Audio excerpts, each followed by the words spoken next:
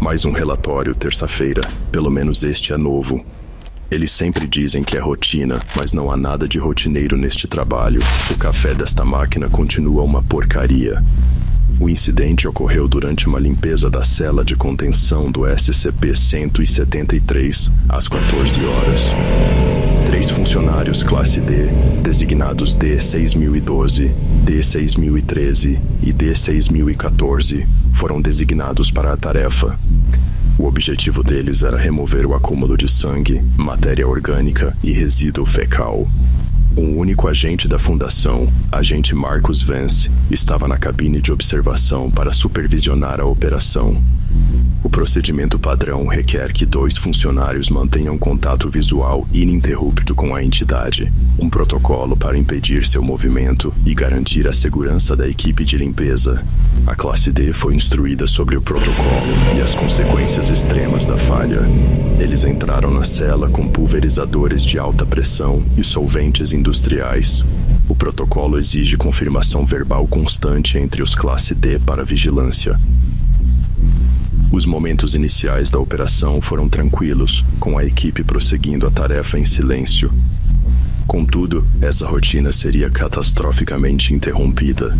O primeiro sinal de violação não veio de pista visual, mas auditiva, um som agudo e repentino. Um ranger de concreto contra concreto perfurou o silêncio, um som que deveria ser impossível de ocorrer. Os eventos seguintes foram uma rápida cascata de falhas e consequências catastróficas.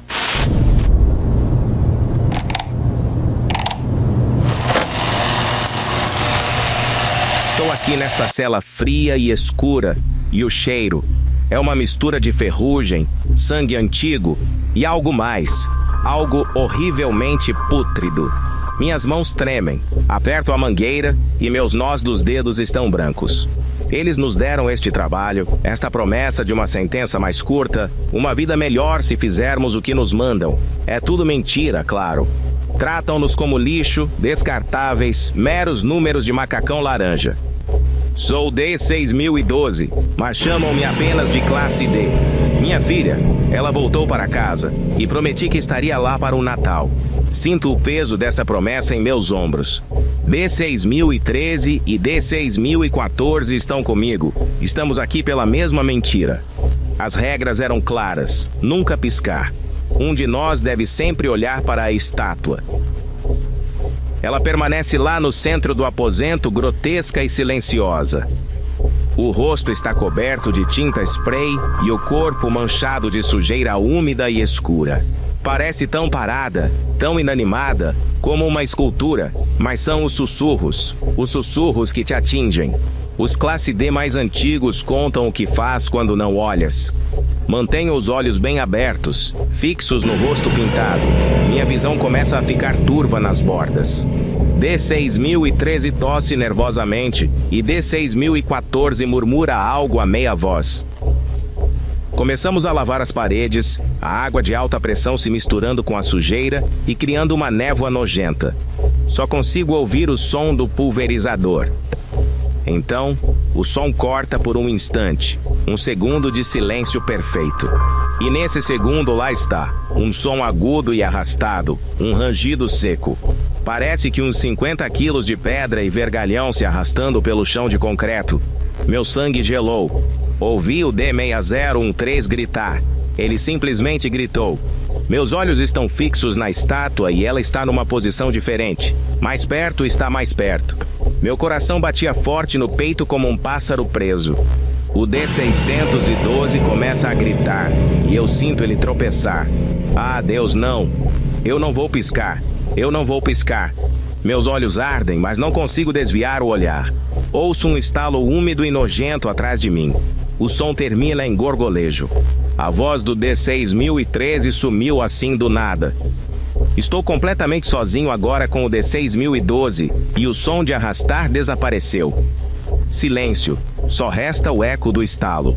Meu coração é um tambor frenético no meu peito.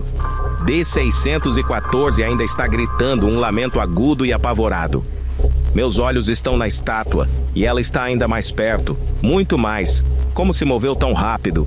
D-614 está se arrastando para longe, de costas para a estátua. Ele não entende.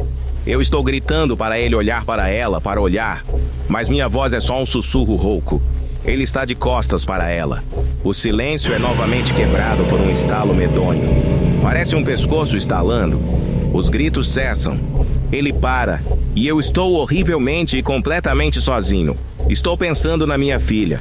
Só preciso sair daqui, superar isso, ir para casa, prometi. A preocupação principal não era apenas a contenção do SCP-173, mas também o estado psicológico de D-6014, que agora estava sozinho na cela com a entidade. O procedimento padrão dita que um indivíduo nunca deve ficar sozinho com SCP-173, pois o risco de piscar ou perder o foco por pânico torna-se quase absoluto. O registro de áudio revela que D-6014 tentou manter contato visual ininterrupto enquanto recuava lentamente com movimentos erráticos e descoordenados. Sua narração virou um monólogo desesperado, um fluxo de consciência para manter sua sanidade e foco. A equipe de resposta tática, composta por 3 agentes armados e 2 socorristas, chegou à entrada da cela de contenção em 90 segundos. Eles se prepararam para um protocolo padrão de recuperação e contenção, com entrada coordenada e restabelecimento da cadeia de comando visual. No entanto, a situação já estava além do escopo de uma resposta padrão. O alarme está tocando. As luzes vermelhas piscam, pulsando contra as paredes sujas de fuligem. Meu coração batia forte no peito. Estou recuando, um pé depois do outro. Minhas pernas pesam como chumbo e a visão turva de lágrimas que luto para segurar. O cheiro a medo é tão forte que quase consigo senti-lo na boca. Estou a gritar por ajuda para que alguém abra a porta, mas a minha voz é apenas um coachar rouco. A estátua está ali, parada. Não se mexe. Está sobre os corpos destroçados dos meus amigos, seus corpos partidos. Não consigo olhá-los. Meus olhos estão fixos no rosto pintado. Não piscarei. Não posso piscar. Cada fibra do meu ser grita para eu correr, fechar os olhos e gritar até os pulmões explodirem, mas a única regra está gravada na minha mente. Se eu fechar os olhos, estou morto. Fico repetindo essa regra sem parar na minha cabeça. Não pisque, não pisque. Estou implorando para que ela não se mova. Sussurro para ela como se fosse humana. Por favor, não se mova. Por favor. Ouço os sons da equipe tática do lado de fora da porta. Eles estão gritando alguma coisa, mas não consigo entender por causa do alarme e do zumbido frenético nos meus ouvidos. A porta está tremendo. Eles estão vindo me buscar. Eles vão me salvar. Só preciso aguentar mais alguns segundos. Estou tão cansado. Tão cansado. Meus olhos estão ardendo. Os músculos ao redor gritam em protesto. Sinto um tique na pálpebra, um pequeno tremor involuntário. Ah, Deus, não. Agora não. Estou tentando pensar em outra coisa, qualquer outra coisa. Recordo o rosto da minha filha, o calor da sua mão na minha. Ela prometeu que iríamos pescar de novo quando eu saísse. Sinto-me tão cansado, tão exausto. Só consigo ver a estátua, o som arranhador. Tenho tanto medo desse som. Ouço um clique na porta e a tranca a soltar-se. Eles estão a entrar, estão a chegar. Não consigo evitar. Os meus olhos fecham-se por um segundo. Tudo fica escuro. O rosto da minha filha é a última coisa que vejo. Sinto uma presença fria, uma sombra e o som.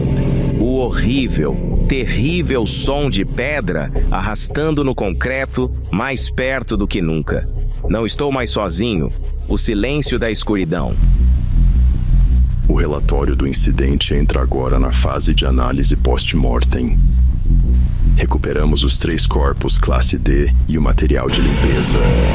O procedimento padrão dita que deveríamos ter contido a entidade com sucesso, mas como sempre, as variáveis foram imprevisíveis. A entrada da equipe de resposta tática foi atrasada por uma falha na fechadura, que, claro, vão culpar um erro de procedimento. A gravação das câmeras de segurança mostra os momentos finais de D-6014. Ele resistiu por aproximadamente 47 segundos após a neutralização dos outros 2, um novo recorde, suponho. A equipe tática, liderada pelo sargento Miller, entrou na cela e encontrou os 3 corpos e a entidade em sua posição original, um quadro grotesco do que acontece quando você pisca. Eles seguiram com o protocolo de recontenção padrão, que envolve uma cadeia de comando visual constante.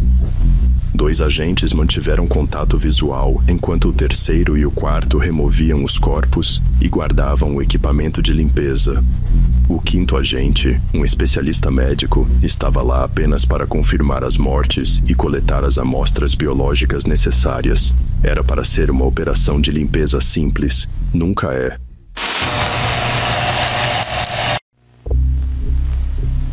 O mundo está escuro. Estou gritando, mas não há som. Apenas a estática da escuridão e o horrível som de algo se arrastando. Está tão perto. Está atrás de mim. O barulho para, e então há um estalo repugnante, e eu não estou mais gritando. Sinto tudo, e depois nada. Sinto meu pescoço torcer como uma toalha sendo espremida. Vejo um clarão branco, depois vermelho, depois preto. É tão rápido. Acabou. Meu último pensamento é em minha filha, seu sorriso, a promessa que fiz. Volto logo, papai, disse ela. Suas últimas palavras foram um erro. Fecho os olhos no escuro e já não tenho medo. Só estou triste. Tão triste. Estou a deixá-la para trás, a minha família. Tudo por uma mentira. Tudo por este inferno. Ouço os sons de outros a entrar. Sinto a mudança no ar, a corrente fria de uma porta a abrir, mas já não importa. Eles vêm buscar-me, mas eu já me fui. Sou apenas um pedaço de carne inútil no chão. Será que vão enviar o meu último ordenado à minha família? Ou vão apenas dizer que me perdi em serviço como um soldado, um herói? Eu não sou herói nenhum. Só um peão descartável no seu jogo sem fim. Sinto um toque frio de bota no ombro enquanto inspecionam os danos.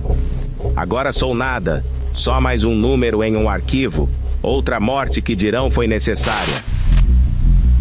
O relatório do incidente está agora encerrado. Para todos os efeitos práticos, a filmagem encontra-se arquivada.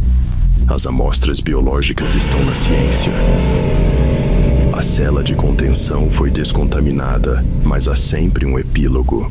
O que acontece aos classe D que sobrevivem, ou, neste caso, aquele que não conseguiu sobreviver. A posição oficial da fundação é uma frase curta e grossa. Baixa durante procedimento padrão de contenção, mas já viu bastante para saber que a verdade é mais complexa. As famílias recebem uma carta, recebem um pequeno subsídio, uma ninharia pela dor que nem sabem que deveriam estar a sentir. É um processo limpo e eficiente. Eles fazem parecer que nunca aconteceu, que a pessoa nunca existiu, que a promessa à sua filhinha nunca importou. No fim, somos todos apenas números, não somos? Alguns de nós apenas conseguem lugares melhores no espetáculo. O pessoal classe D é um mal necessário, eu entendo isso. Mas o desperdício, a pura e fria perda de vidas humanas às vezes me afeta, mesmo após todos esses anos. Este relatório, como todos os outros, será guardado e esquecido, uma nota de rodapé numa longa história de baixas, até que a cela precise de limpeza novamente.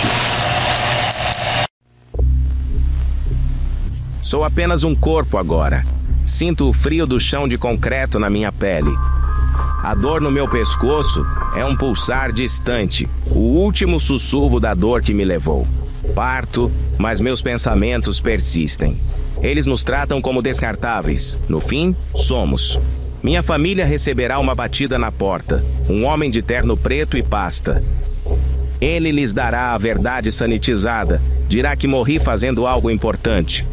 Nunca lhes contará do cheiro, do medo, da estátua. Ele não contará meu último pensamento. O sorriso da minha filha e a vara que prometi de aniversário. Ele não dirá que meus últimos momentos foram de gritos numa cela suja, um lugar que ninguém devia estar. Penso na minha filha agora. Espero que esteja feliz e que vá pescar com outra pessoa. Espero que não pense em mim. Seria melhor assim para ela. Sou apenas uma coisa, um número, uma nota de rodapé em seus arquivos.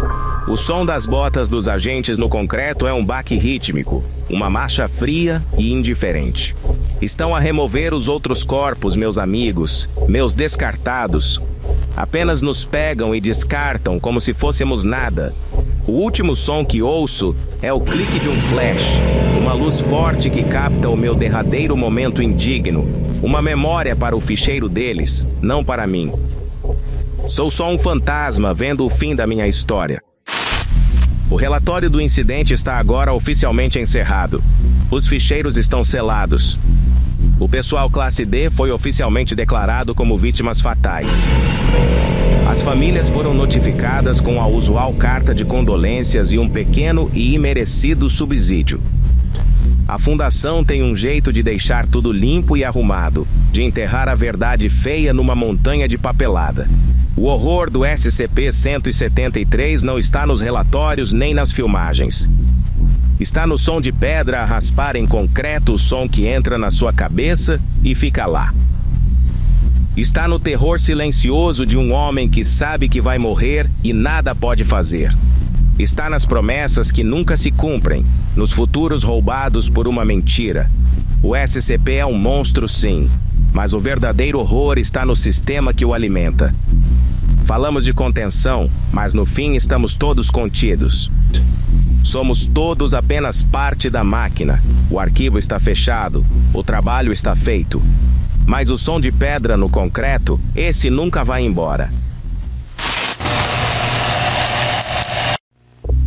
Sou só uma memória. Flutuo sobre a cena, um fantasma de macacão laranja.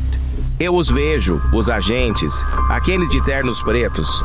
Eles são frios, eficientes, não nos veem de verdade, só corpos e arquivos. O médico ajoelha-se sobre mim, com o rosto de indiferença profissional. Ele tira uma amostra, sinto uma picada fria, uma indignidade final.